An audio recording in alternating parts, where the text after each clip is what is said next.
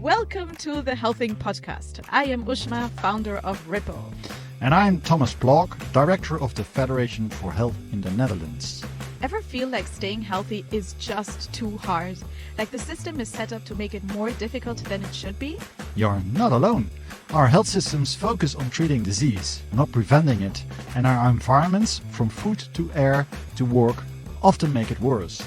In this podcast, we'll explore how to make healthing easy and accessible for everybody. Together, we'll uncover how to build systems that prioritize well-being, not just profits. So whether you're a policymaker, a health professional, or just passionate about a healthier world, Healthing is for you. Join us. welcome everybody to the Healthing Podcast. I am Ushma here with Thomas, and today we have a very special guest with us today, Professor Sarah Durston, who is joining us for a live conversation in person here. And we are going to be talking about the connection between consciousness and healthing. Professor Sarah Durston, of course, has a lot of experience with consciousness, so we're really intrigued and curious to hear about consciousness and how it could relate to healthing. Professor Sarah Durston, would you like to share a couple of words about you, who you are? Okay, thank you very much. It's a great pleasure to be here with the two of you and the audience listening to us. Yes, well, I'm a professor of neuroscience, so I worked in neuroscience for 20 odd years trying to find the basis of psychiatry in the brain. Short summary is we couldn't find it, and started thinking about why that might be the case, and came to the conclusion that consciousness is central to psychiatry, but basically to everything, and have been moving on from there ever since. So this was 2015, so 10 years ago. So, but that's your working biography. But can you tell a little bit more about yourself and about your personal passions, and also, in relation to healthing, because that's of course where we are Yes. going to talk about. So, can you introduce yourself a little bit more in relation to healthing and your work, but also what your personal passions are? Yes, well, one of my personal passions is consciousness, and in fact that's why I did psychology at university and then discovered neuroscience and ended up doing something else, but then came back to it. So what I do in terms of healthing, one thing I love to do is to meditate, which is of course a way to explore consciousness, your own consciousness. I sometimes engage in a form of meditation called insight dialogue, where it's sort of relational meditation. Mm-hmm. So you go into a meditation space and end up talking to the other person from meditation, which is beautiful because it goes in steps. So the first steps are basically, maybe this is too much detail for this stage. No? Keep going? Okay. Yes. Okay, so what you do basically is you sink into meditation in the first three steps, which are pause, relax, and open. And in the open step, you're opening yourself not only to your own consciousness, but also to the wider environment. And from there, you go to listen deeply, which is where you actually listen to what the other person is saying, which is often what we don't do when we have conversations, because we're waiting until it's our turn to actually say what we were going to say. The fifth is tell truth. So when you speak from a place of truth. And the sixth is trust emergence, because of course in this shared space of meditation, new things emerge from the interaction with the other person that wouldn't emerge if it was just you in meditation. So we are going to make a group meditation of this podcast then now. I think that would be a good idea. Yes. would have been a good idea. But then one question: how does it relate? So doing group meditations, which is new for me, actually, but it's good for your health. Or explain what's the relationship? Because I think meditation as a wider concept is good for your health. Why? Why? Because it brings you into awareness in the here and now, and we tend, certainly in the West, to be very forward living, to be rushing outward, forward into what am I doing next? What am I going tomorrow? What do I still need to do? I've got a to-do list as long as my arm, which is terrible for stress levels. And sorry, I need to talk into the mic. And I find that by meditating, it helps bring me back into the here and now, which brings me back into my body, which makes me more aware of my body, which also makes me aware of when my shoulders are all tensed up and, I'm stressed, and basically allows me to feel what I need in the moment to be more gentle with myself, which I believe is very good for your health, to be gentle with yourself and not just focused outward and forward. In today's society, we often separate mental health from physical health, like from a categorized perspective. Yeah. Do you see in your work and also your experience with meditation that it's connected, or that the mental health kind of is the basis for good physical health? Absolutely. I mean, they're not two. Our bodies and our psyches are not two separate entities, and there's clear connections. I mean, my emotional state cycles with all sorts of physical things. So if I'm stressed and rushing about, then my whole body tenses up. If I have celiac disease, which means I can't eat gluten because it messes up my intestines. If I get gluten in my diet, I'm a mess for a week, and not just a physical mess. I mean, I get brain fog, which basically means my mind doesn't function properly. I mean, last time I had that, after about a week, I thought, okay, I think I'm good to drive the car again, and I parked the car, and then I wanted to back out of the parking space, and I couldn't remember which way to turn the steering wheel to back out. So it's wow. So it's and that's from eating gluten, and I don't eat gluten, so I get a crumb of gluten somewhere, and it really messes me up. So there was really an urgency to meditate, and it's really, so you experienced to be that health is not a noun but a verb. So you like it, so you have to work it every day, and then the meditation is really a critical component of your health thing, how you can live your life, isn't it?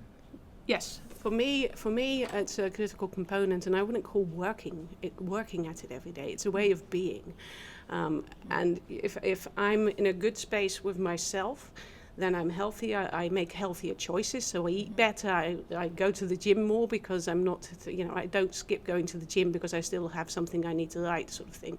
So it's sort of a mentality, and of course I practice this, I try to practice this, but it is a practice, so it cycles, and I have days when I'm quite good at this, and I have days when I'm not so good at this, and it relates to, when I'm not in a good place and I'm not paying attention, then I will eat the wrong thing, and it's not, I would never eat anything that I think might have gluten, but I'm less conscious of what I eat. So then I have sort of a sixth sense. If something has been glutened, if I go to a restaurant and they promise me a gluten-free meal, and they put it down and it's not gluten-free, my whole body goes, oh no, not eating that. So it's somehow I sense that there's gluten in there. And if I'm not conscious of my sensing in that way, and I do eat it, then I get sick. So you really need to do it to survive in a sort of way, isn't it? Well, yeah, I mean, I wouldn't put it quite that extremely, but yes, it helps me to pay attention to it, yes. Maybe thrive. Yes, thrive, certainly. Thrive, yeah, that may be a better word. Yeah. But also, you're saying, I have a couple of other questions coming up, but actually what you're saying is healthing is a verb, not walking, so that's something different. So we should be precise in not using the word. It's being, and consciousness is critical to it, because you need to be in the moment, and that's what we have unlearned maybe in our societies. So that's more or less what you were saying, which is true, eh? And then my added question, or my additional question would be, because you said group meditation, which is new for me. I did meditate in groups sometimes, but I experienced more as an individual endeavor or an individual practice in your terms. What's the added value of doing it in a group? You explained how that works, but what does it deliver for you in the sense for your healthing?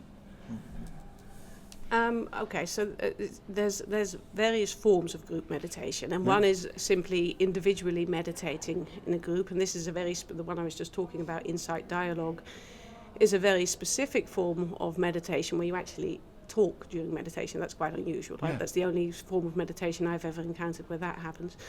But I find there's added value even to meditating in a group, because something happens in the energy field, in the consciousness field. I mean, because you're all focusing on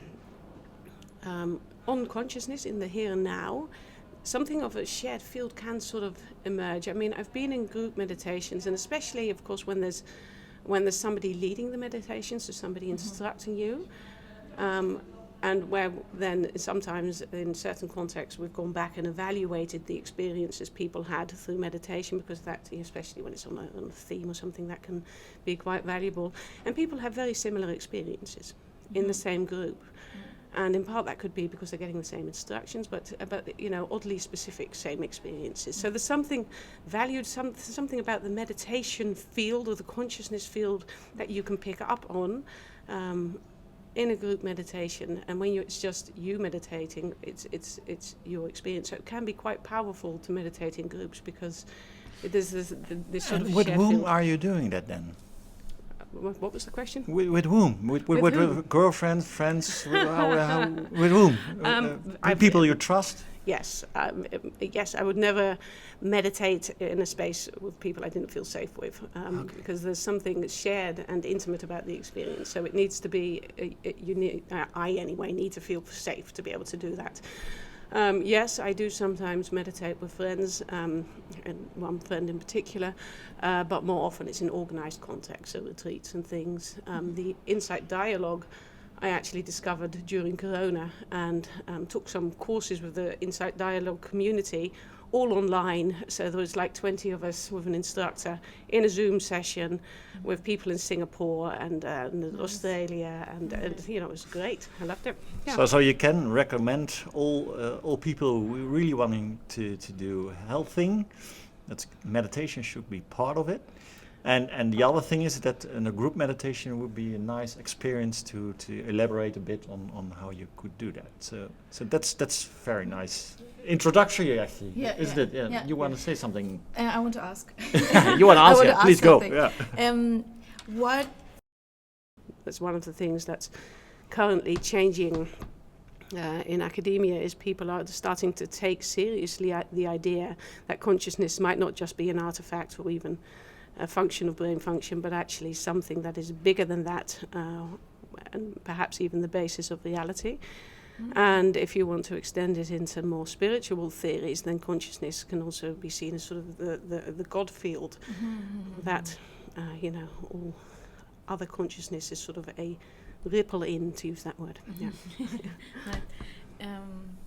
Yeah. I wanted to say, because I'm from India, and we have in Hinduism, of course, the word consciousness, and it's often in connection, but I'm trying to learn, so I don't know everything, and I'm not an expert, and this is just my current phase in the learning period. But the non-dualist perspective sees consciousness as the basis of everything. And so it's not about, the dualist perspective is there is me, the way I understand it is there is me and then everything else. And the non-dualist perspective is that because I am aware about my body, the subject cannot be the object. So because I am aware of the body, I cannot be the body. So that's why I am consciousness. Right? So it's kind of that, I don't know, for all listeners, I'm sorry, but it doesn't make any sense. But it's something that I'm trying to understand. Do you have any ways to explain what it is that I'm trying to explain in a better way, maybe? Can I explain what it is you were trying to say? I can't explain what you were trying to say, but I can say something about from my perspective. Yes. There's two competing thoughts in my head, and I hate it when that happens, because then they both try to come out at the same time, and it ends up being all confused. I'm going to start with the first, one of the two, which is that the way I first started thinking about dualism, and from there non-dualism, is from a Western sort of academic perspective, where I would have classified, although I don't disagree at all with what you just said about me and the rest, but from a sort of academic, scientific Western perspective, it would be more the matter and the material and the non-material, so the psychological or the consciousness. Okay. And really what science has done, or Western science has done, is ever since Descartes, we've separated the material from the non-material. Yeah. And Descartes basically parked consciousness and all the non-touchable stuff that goes on in your head outside of science and left it to be dealt with later. And since then, Western science is focused on the measurable, the material side of things. Yeah. So that's where I came from, and ended up going through neuroscience, trying to find, okay, so where's all this non-material stuff that's going on in the head then coming from, in the brain, or even in the body, in the embodied awareness. And then, it's a long story, but from thinking about that and working on that and meditating, I actually started a year and a half ago taking a course, a sort of a schooling in non-dualism, excuse me, non-dualism, where indeed it's much more about the inside and the outside. And my take on non-dualism from this course, which is a course which was developed by a Western psychologist who was also a seasoned Buddhist meditator. So it has sort of a basis in Western psychology on the one hand, which I'm fairly familiar with because I'm a psychologist, and Buddhism, which I knew a bit about but was not that familiar with. And the reason I wanted to do this course in the first time was because I really wanted an experiential way in to consciousness. And the way it's talked about in this course is indeed that there's such a thing as a greater field of consciousness from which everything else emerges, including the tangible world, so the material world. The comparison they often make is of consciousness as an ocean. So it's a big body of water, and that consciousness has no understanding of what it itself is, because all there is consciousness. So in order to gain an understanding, it creates movements and waves and ripples, which are not objects, but are sort of, or whirlpools even, forms. So, and it ties in again to process philosophy and the idea that reality is just a bowl of processes that's continuously changing. And one beautiful thing, it's beautiful. I've forgotten who the philosopher was. I think it might have been Henry Bergson, who said, an object is simply a process moving very slowly. So, if you start to think about it like that, you can, perhaps Thomas is looking at me as if he I'm thinking, it's going very deep now, so can we make it a little bit practical? Practical. We started off, of course, with the health thing, and that we need, that consciousness is really a condition, precondition eventually, to do health thing, which is, of course, where you're starting off and what we try to discuss. And I follow you. I think it's very important. And you said okay, one practice really to for my health is critical. One instrument that I'm using is meditation, and then conscious. And you really made a study out of it. But I follow also the dualism, and I understand the question, which is a really big philosophical question, where we are already, philosophers are discussing it for centuries. Yeah, I think so. And of course we will continue on the philosophical part, because then the question could be: are we resolving now? Are we now entering in a paradigm shift that we are really making a step, and if so, what's the step? That's one thing that I would like to know. But the other thing is, and then I'm thinking about our audience. So hopefully they are still here and have followed I you. hope so. Are you Yes, following? Yeah. Are you there? Okay. But maybe then the in between question would be: can we make it a bit practical? What we just said just a couple of minutes ago. Is that possible or not? I don't know. We can try. No, yes. I think we probably can begin to make it practical if we take one more big step, which is, namely, this is changing in the way we think about this, including in science. And I think that's very important. So for a long time, the metaphysics of science has been materialism. It's been assumed, and we've all, as scientists, worked on the assumption that the material causes the psychological. Alternatives for that are now seriously arising, and one of those is idealism, which is the polar opposite, exactly what we were just talking about, namely that consciousness is the basis for everything else and that everything else arises out of that. And where it begins to get practical is that I think it has huge implications for the way we live our lives, organize our society.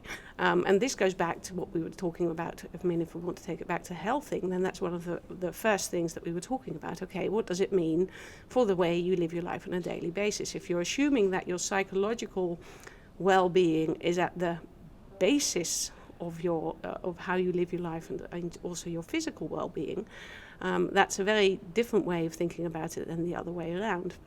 So what you're saying, actually, we are living in a society where we are really focused, the dominant narrative is that the material world is there, and that causes all other things. So, for instance, I have something in my, I feel something in my body which has a physical reason, and that will causes ripples in my psychological well-being. Yeah. So, and that's how we address health and disease. I follow that. And then the other thing is that when you reverse it, then it would say, okay, if consciousness is, when it comes into my consciousness, then I can, that will cause all sort of ripples also in my physical world. But that would mean then that I can steer with my consciousness my own health, isn't it? Well, not entirely, because it's clearly an interaction. So the way what happens in our physical bodies influences what happens in our mind, and vice versa. Yeah. But if we're saying, okay, consciousness at large is something that we are part of as individuals, but then it's and we can't. We can't let anybody sort of fall out of it. So it makes us as humans and as the world actually responsible for all of it. And that has implications for how we organize healthcare. So it can't be a cost-driven system, for example.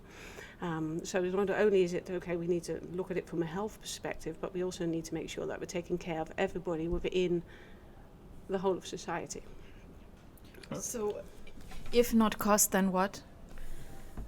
I'd say, human values. I mean, okay. So it's important that everybody has a chance to be healthy, and that's not just the healthcare systems. That's also food and access to resources, real estate development, access to exercise, access to meditation, access to mental health care. My background is in psychiatry. That's one of the places. For decades we've been looking for the cause of psychiatry in the brain. Well, that's maybe not the only place we should be looking. We should be looking at the way we organize society, where we have expectations about what people can and can't do, and if they don't meet certain norms, then they can end up with psychiatric diagnosis.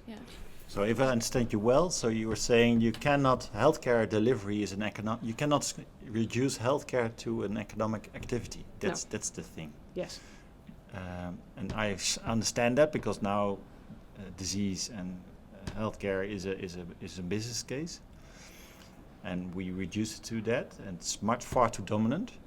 So we needed to open it up, to broaden it, but then always the difficulty is how would that look like then?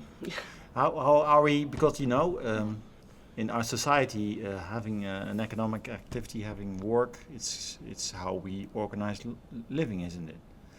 So And that's of course a question we, Ushma and I, are getting often. Of course, is healthy sounds nice, but how does it look like in daily life then? How are we organized? Because it might be mind blowing how our society would look, how it would look like if we all really go into health thing, isn't it? Well, that's really a question for the two of you, I think, because you've thought far more about how should this be organised than I have. But when I think about it, what stands out is we've organised the whole of society around basically economics, and then that includes healthcare. So I think it would be very hard to just change the healthcare system and move towards healthing and leave the rest of society exactly as it is. That's probably not going to work. What we've done by basing everything on an economic model is that human values and things have sort of shifted out of focus. And of course that is something I think that is changing again. I mean the fact that both of you, the things you are doing show that people are coming back to thinking, hey, wait, I don't actually like the job I'm doing, although it's earning me money. I want to do something that's going to be of added value to humanity and to the world and maybe help save the planet. I think one of the reasons that we have burnout and depression and that sort of mental health problem is so predominant in psychiatry is because people have lost touch with what they actually want to be contributing to the world. They live outside in rather than inside out. That's what you were saying earlier. Yes, and yes, and we all grow up and we're told as we grow up, okay, you need to do something after school that's going to get you a sensible job that will earn you enough money so you can have a decent life, and then any meaning you're supposed to find outside the workplace, which, given how much time we actually spend at work, and if people are passionate about what they do and are driven by what they do, then they're going to be healthier, they're going to be happier, and they're actually going to work harder and contribute more to society. And this paradigm, you want to say something? No, I just wanted to say, explain a little bit the example of my personal interest in consciousness, and it started off with me feeling some sort of misalignment and, to be honest, also unhappy. I was just unhappy, and human beings have the biggest objective always is how do I be happy, how am I supposed to be happy, and how do I not suffer. And the lack of suffering that led me toward the study of consciousness, in the sense that, okay, first let me look at what is the role of me in this planet. And then I immediately jumped into spirituality. And then in spirituality, if I now dig deeper, it's about, okay, what then is consciousness? And that's the practical level that you were asking before. How do I make consciousness practical? Consciousness has become, to be honest, enlightenment has become an objective for me in my life, and because I don't want to suffer and I want to be happy. It's a practical goal, right? It's now become a goal. And to understand how to get there, I don't know. Is enlightenment a topic in science? That's a very easy answer. No, no. It's I think if you ask most and by enlightenment you mean spiritual enlightenment, right? Yeah. Okay. So no, that is not a topic in science. I mean, what is a topic in science is consciousness, and there are people who actually research sort of enlightenment experiences. So people who have that's. But even that is, by a lot of scientists, is considered sort of fringe research. That's for to be a sort of serious scientist, you probably wouldn't be looking at that stuff. But and again, it's one of these misalignments where sort of the goals we've set ourselves in science are nothing to do with what you're talking about, the greater values. What do people want out of life? They want to be happy. And how do they translate that? Well, the first thing people often do is to think, okay, I need to make more money, then I can buy whatever I want, and then that will make me happy. And then if they manage to do that, turns out it doesn't make you happy. Exactly, that's the realization Exactly. So that's one step along the way, and then another goal can be to figure out, okay, so how do I get rid of suffering? Maybe that is something I can do by enlightenment, and then that becomes a goal. And one of the things we That's true. Yes, it is a paradox. What I'm doing is a paradox. Yeah. Yes. But, yes. Well, and that's one of the things that we've been talking a lot in this sort of non-dual course I'm doing. Is that there's in consciousness there's light and there's darkness, and both of them are part. So one of the things we've worked a lot on in the practice there is sort of being with the suffering, because suffering is part of being here in life in the world. We are getting very philosophical and things, aren't we? So yeah, we are. And just try to get a bit back on track on our conversation, because what we're saying, okay, health and consciousness is very important. It's a critical condition to really understand, but it brings along, actually, and that's what we are discussing now, is a new sort of science, actually. And that relates to what Jean Bolton, with her book, is saying, The Tao of Complexity. We can recommend that book. And because that's you cannot, at the question whether enlightenment or consciousness is a research topic, when you take it from the paradigm, from the mechanistic view of Newton and Descartes, then you never will be able to understand that. Then it's rubbish, then it's metaphysics, it's you cannot, it's not evidence based. So you can, and my impression is, and eventually I think you are optimistic about how the world is changing, because the book of Jean Bolton is already an example that there is getting momentum for a new science. And but you should answer that. I think that new science, consciousness or enlightenment or dualism are really a research topic, isn't it? And how does it fit in then? Or does it? I have multiple questions, maybe another. But first of all, that new science. Can you say something to say about it, and why you are optimistic that it's really getting momentum? Okay. So in terms of the paradigm shift in science, I think there's a number of things that are happening simultaneously, one of which is the metaphysics of the world is being reconsidered. So we've talked already about materialism and how that's the old-fashioned sort of Newtonian way of thinking about the world. Everything's built up of particles that make bigger clumps of particles that make bigger clumps of particles, and somehow that makes consciousness.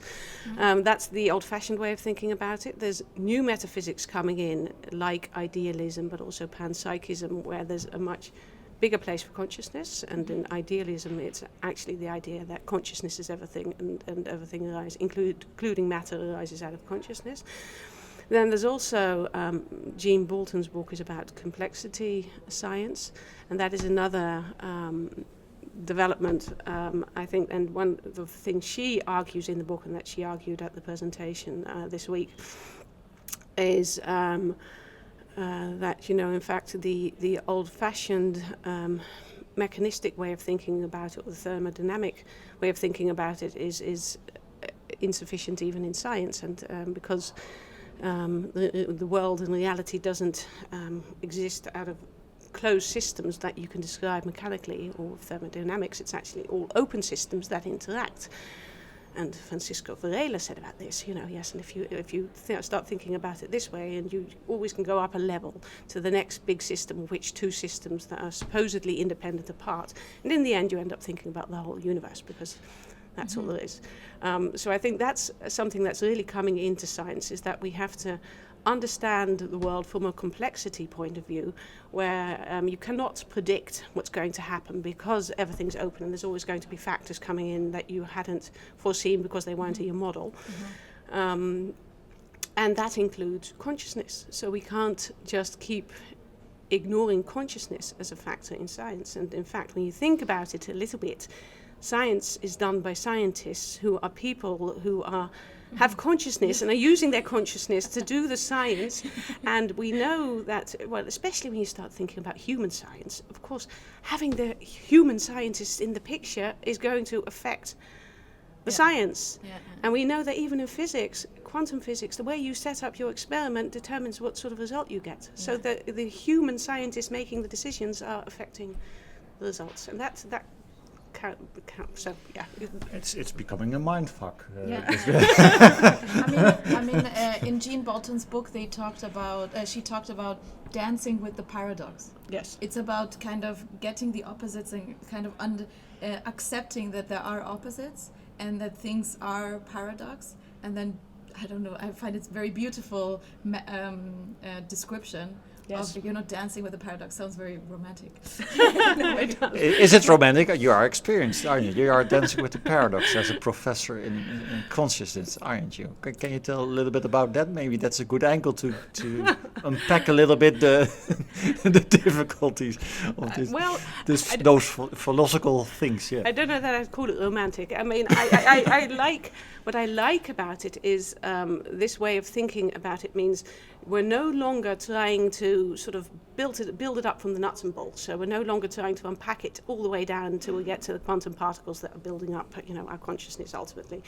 And it allows in uncertainty, and it allows in things therefore like creativity. It allows in and as Jean Bolton says, it allows in resilience, because if you build everything up from the nuts and bolts and you've got a system that's optimized to the circumstances, and suddenly we get a black swan, which is an unexpected event, like COVID, or maybe, I don't know, alien invasion, something we hadn't built up in our Earth models, then the system is no longer optimized and it has to adapt. And a system that's optimized, built up from the nuts and bolts, can't adapt. So it brings in all sorts of possibility that isn't there in a fixed, closed system, which brings in the unexpected, which is kind of interesting. And the other thing I was going to say resilience. Resilience, yes. So that's not a value then. What goes along with healthing, with consciousness, or in your worldview? Yeah. What is it actually? It's a worldview? Is it an ontology? Is it what? Now that is also philosophy. I try. Right. Yeah, maybe. I remembered what I wanted to say, thank you for that question, because it brings. So what I like about it is that it brings in playfulness, it brings in exploration, it brings in the possibility of creativity, of humor, of looking at it in different things. The great cosmic joke, what is it that we're all doing here? What are we doing here now? John Wheeler, in this podcast. Yeah. John Wheeler said, and the great thing is that consciousness and the universe have evolved together over God knows how many billion years, only to look back at the history of the world by looking out into space to ask the question, so how did we get here and what the hell for, sort of thing. That's basically what we're doing. So if you can see it as sort of a chance to play and have a bit of an adventure and try to understand what on earth it is we're doing and that I'm doing, and look at that with some humour. I like that about it a lot, because when we do science, it sounds like we're being all serious and going to figure out boring and the great theory of everything, and maybe we're just not going to figure it out. So let's just see how much we can understand muddling along. Yeah, there is a word for that. Playfulness in Hindi or in Sanskrit, I guess, is lila. Lila means divine play. So when you investigate consciousness from the non-dualist perspective that I'm trying to learn about, they talk about lila, saying that consciousness is a base of everything, or in if you take a spiritual sense, then that's God, right? Yes. Consciousness, and every single thing that you see is consciousness in that sense as well, right? So there is no consciousness and then everything else, but it's all one. And everything that you experience, which is dualistic, right? I have me here and then you here and Thomas here, right? That is the play of consciousness. Yes. And that's like, you have one ocean, you have multiple waves feeding into each other, connecting with each other, going away from each other. That's the divine play. Kind of, I was fascinated because you use the same words. So I find it really interesting. You're basically in the middle of science and spirituality, because a lot of the things that you speak about, I find in parallels to spiritual perspective. How can we society? You could also say that's the new science. That's yes, or I don't know. Yeah, there's a new. That's the hypothesis, or the argument of Jean Bolton is that there's a new science emerging. Yeah. And that combines a lot of things. Yes. Well, and what she said was that this new science, and she bases it on complexity science, has parallels with Taoism. Yeah, It's not just Taoism; it's also Buddhism and Hinduism. The spiritual side. Lots of spiritual sides, and I think that is what I like about this phase where we are now. Is a lot of these things are sort of lining up, and they're all sort of saying the same thing. Exactly. Basically, it's all one. Yeah. And we can call that a new science, but that's all one with the old science, and also with all these spiritual directions. So what can we learn from where? And if you can get a better thought Buddhism and Hinduism, that's great. That brings me to maybe one of the final questions. But isn't that the beauty of this time? That we are acknowledging that we can make a leap in consciousness, and that we understand how, in our interaction with the changing context, that we are able to make a leap in our consciousness. That we have this podcast maybe going everywhere, but I think so. I think that's one of the exciting things about the time we're living in. I mean, there's many people and many initiatives in this area that are all sort of pointing in the same direction, and you both have foundations and businesses that are pointing that way. We've got people like Jean Bolton writing about it. We've got what are you going to contribute? What's your dream? What as a professor? That's maybe the final question. Well, how are you looking forward to the next years? What are you going to contribute as a professor to this area? I am going to trust emergence. So what I'm doing is, out there saying this as a professor. And the first time I said anything like this, I had certain colleagues who didn't talk to me for a year. So it's being out there and saying this with a professor title is perhaps my only contribution. And if we're all part of a bigger whole, then it doesn't really matter what my contribution is, and maybe by sitting here and talking to you, it's going to set some ripple in motion that'll lead to something that's absolutely nothing to do with me, and that's absolutely fine. Wow. Yes, I have still one more question. What is he decided it was it would be the really fine final. That was a really nice ending. I started. I will finish it. I'm joking. No, one question is, how can we? Maybe it's a bit around dancing with the paradox, but how do we? What kind of message can we give to our listeners about being humble on listening to the other side? So if you are in spirituality, how do you not dismiss science because they don't get it, and then you just like the professors kind of not have that conversation. She's not only she's really brave and confident in exactly. being trust on the emergence. Yes, and that's I think it's there's that, but there's the step 4 in this meditation that we started talking about is listen deeply. So if you can reserve judgment long enough to listen to what the other person is saying, and then you can walk away and think about it for 2 years if you like. You don't have to give an immediate reaction. Yeah. And I find that's a very important step. I'm not always very good at listening, I admit, but it is. I think so that's listen. Yeah. And nice. one of the things I've done as a scientist is to say I'm agnostic as to what the exact metaphysics of reality is. I know it's not materialism, I'll go that far. Is it idealism? Is consciousness the basis of everything? From sort of an experiential point of view, I think that might well be the case, but I'm not going to take that stance, because once I take a stance, then I have to defend it. I don't want to have to defend any particular point of view. I want to hear what other people have to say and change my mind. Yeah. Nice, so beautiful. We don't have to say anything more. No. Thank you, awesome. Sarah. Pleasure. Really, Lovely it was Thank you great. so much. Thank you so much. So whether you're a policymaker, a health professional, or just passionate about a healthier world, Healthing is for you. Join us.